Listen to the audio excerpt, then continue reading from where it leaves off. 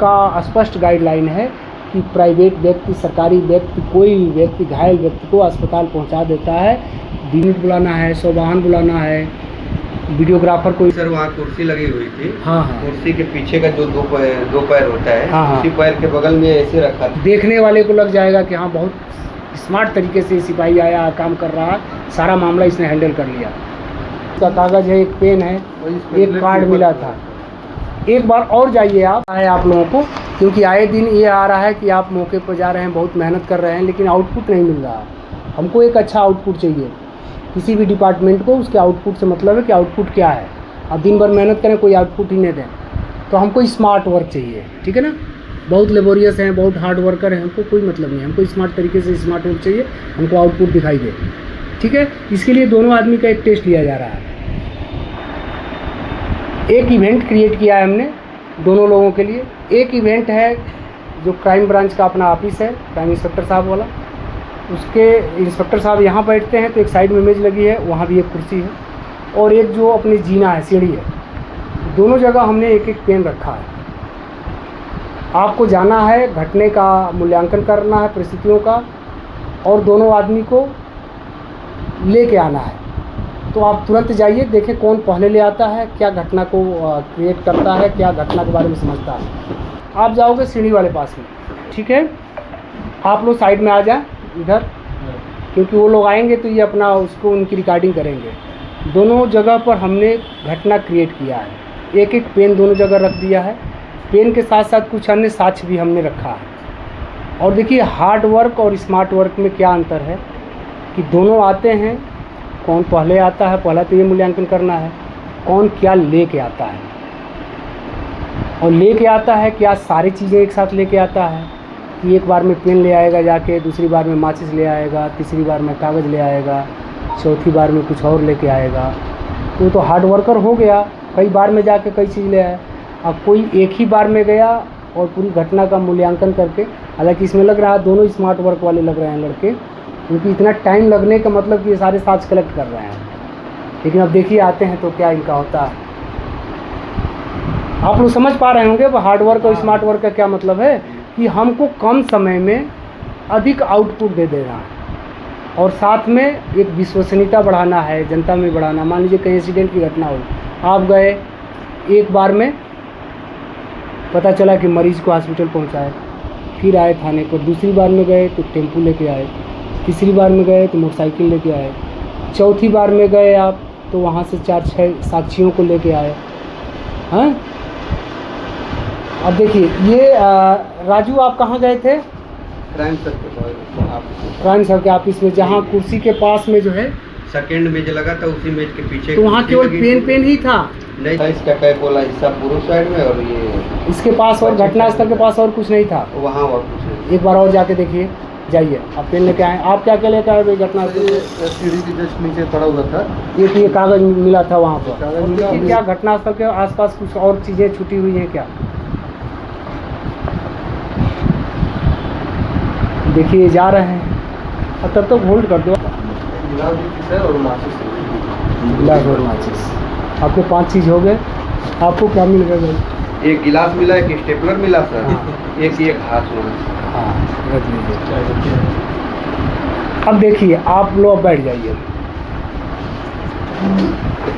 अब देखिए पहला तो राजू को क्या बोला जाएगा यहाँ पर?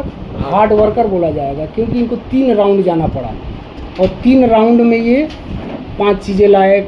एक सरकारी कागज़ है पुलिस का, एक किसी का निमंत्रण कार्ड है, एक पेन है, एक स्टेपलर है, एक गिलास है। घटनास्थल के पास इतनी चीज़ें मिली।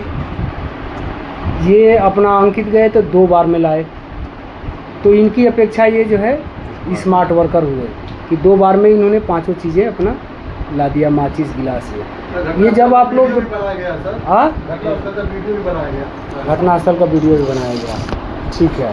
अब हमारा सिखाने का उद्देश्य केवल यहाँ पर यही है कि हर आदमी को एक्टिव होना पड़ेगा इस समय परिस्थितियों के अनुसार, और कोई नहीं कि इस परीक्षा से आपको कोई बहुत बड़ी उपलब्धि मिल रही है, लेकिन भविष्य में आप जीवन भर इस प्रैक्टिकल को नहीं भूल पाएंगे, और आपको लगेगा कि हम किसी घटना स्थल पर आए हैं तो कुछ करके जाएं, क्योंकि हमने एक बार जो है ऐसा प्रैक्टिकल किया है, इसलिए प्रयोग किया गया ताकि सभी लोग इससे अवेयर हो जाएं।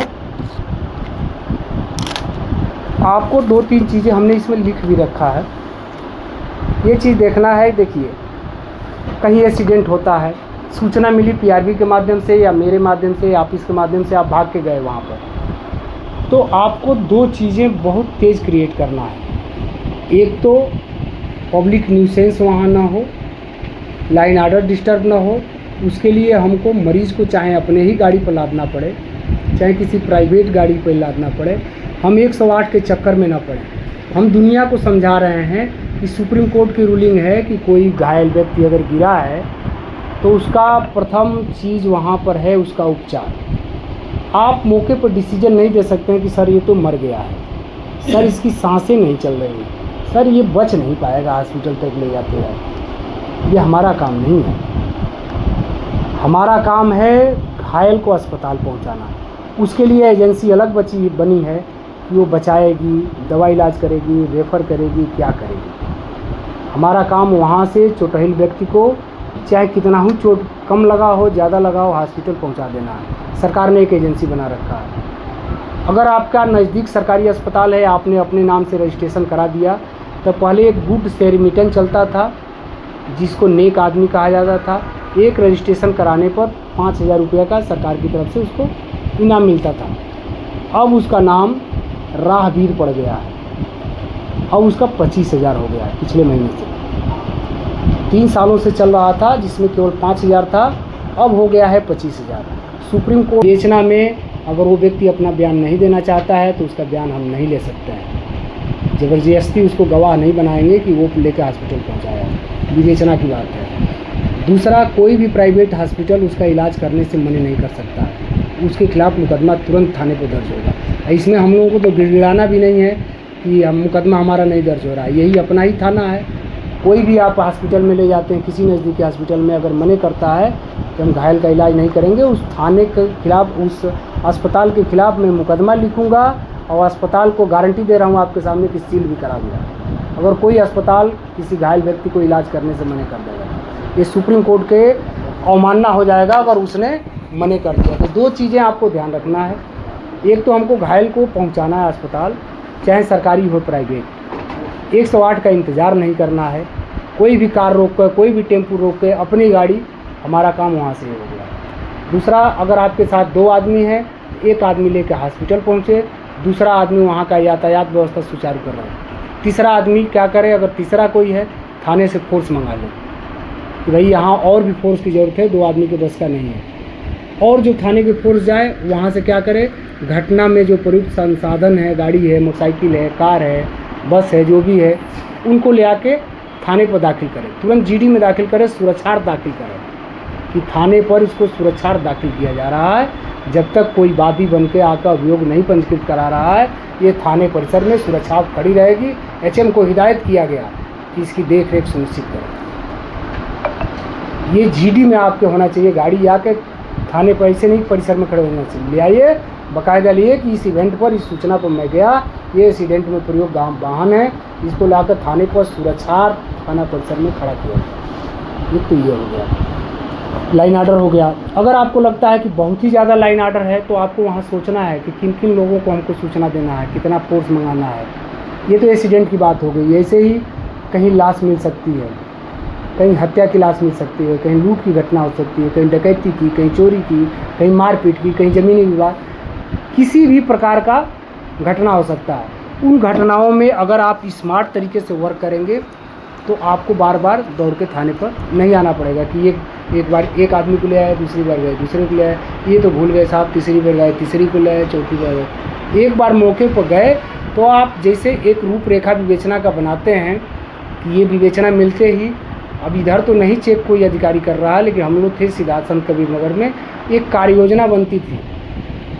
मुकदमा दर्ज उसी दिन आप कार्य योजना बना लेंगे, फर्स्ट दिन ही, कि आपको किन की नामजदगी रखनी है, किसकी नामजदगी गलत करनी है, कौन कौन धारा बढ़ने हैं, कौन कौन धारा घटने हैं, विवेचना में हमको क्या क्या साक्ष्य दस्तावेजी लेना है, क्या हमको रासायनिक साक्ष्य लेना है, क्या हमको इलेक्ट्रॉनिक साक्ष्य लेना है, क्या हमको CDR लेना है, क्या करना है आपको विवेचना में। विवेचना छोटा या बड़ा, वो जहाँ आप पन्ना बनाते हैं विवेचना का, मुकदमा का लिखते हैं, घटना दिनांक, सूचना दिनांक, वादी प्रतिवादी या पर्चा लिखते हैं, वही नीचे आपका एक कार्य योजना 5, 7, 10 लाइन का हो जाएगा। छोटा मुकदमा हो या बड़ा मुकदमा, आपको फर्स्ट दिन में ही सारे काम कर लेना है।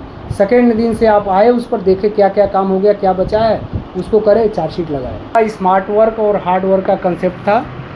एक तो इसको 10 पॉइंट हमने लिख रखा है। एक तो इससे मैन पावर बचता है। क्या बचता है? मैन पावर, समझ रहे हैं ना, कि हमको अतिरिक्त फोर्स नहीं भेजना पड़ेगा। अगर एक आदमी स्मार्ट तरीके से काम कर रहा है तो हमको ज़्यादा पुलिस उसमें इन्वॉल्व नहीं करना पड़ेगा। दूसरा कि टाइम बचता है इससे, स्मार्ट वर्क करने से। तीसरा, कोई सेंसिटिविटी नहीं फैलता है। मैंने कोई वहाँ पर माहौल तत्काल में जहाँ आप गए हैं, आप स्मार्ट तरीके से काम कर रहे हैं, तो वहाँ कोई संवेदनशीलता नहीं फैलेगी समाज में। कोई ये फ़ोन नहीं बार बार ऊंचा अधिकारियों करेगा कि यहाँ तो आया था, सिपाही बड़ा नखादा था, ये काम नहीं करता रहा। ठीक है। चौथा है लाइन आर्डर हमारा मेंटेन रहेगा। पांचवा है कि आउटपुट दिखेगा कि हाँ काम हुआ है, कुछ रिजल्ट दिखाई देगा। छठा है जनता में आपकी विश्वसनीयता बढ़ेगी।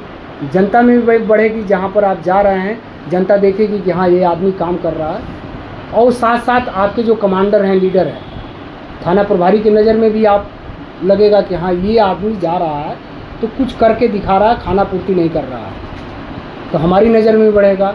हमारी नज़र में बढ़ेगा तो SP साहब की नज़र में बढ़ेगा, CO साहब की नज़र में बढ़ेगा।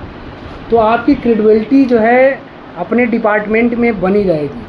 आपके प्रति कोई और भी मामला कहीं जाता है तो 10 आदमी आपको कहने वाले रहेंगे कि हाँ ये जो है आदमी। जनता में आपकी विश्वसनीयता बढ़ेगी।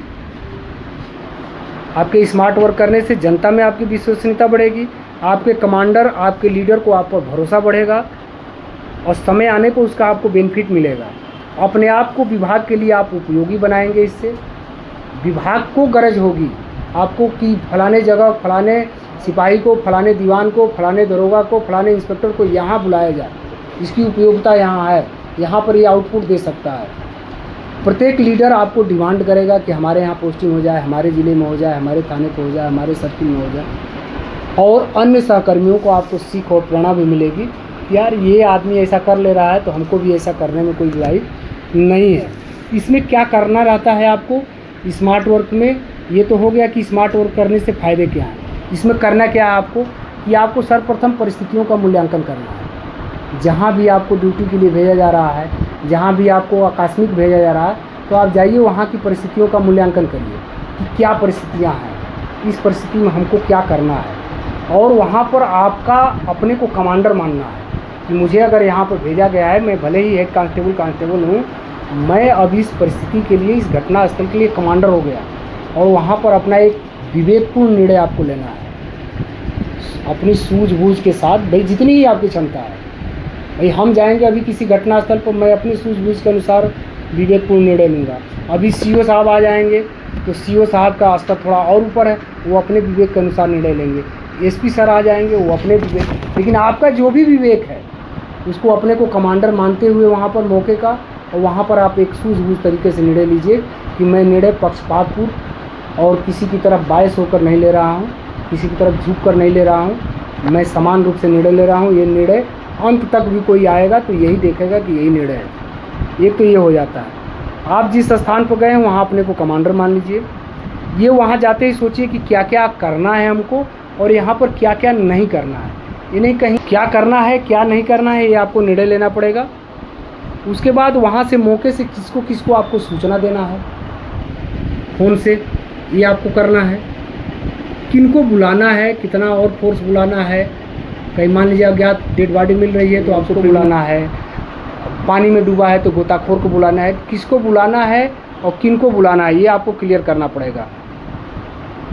और यहाँ पर जो है और क्या क्या संसाधन लाए जा सकते हैं और अगले 1-2 घंटे में या अगले दिन तक क्या समस्याएं आ सकती है, क्या लाइन आर्डर की समस्या यहाँ आ सकती है। जैसे हनुमान